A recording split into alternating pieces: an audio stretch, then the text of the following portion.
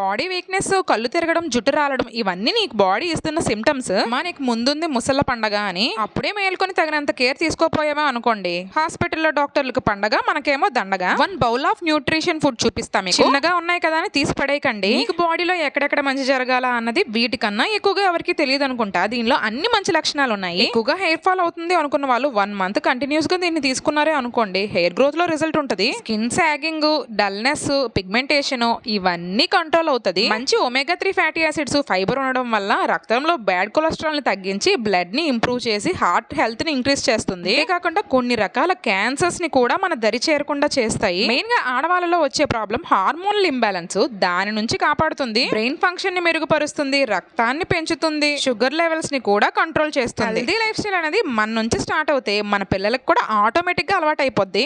Main గా ఆడవాళ్ళ మనం ఆరోగ్యంగా ఉండి ఇంటిల్ల పదిని ఆరోగ్యంగా ఉంచుదాము. వీడియో నచ్చితే లైక్ చేయండి.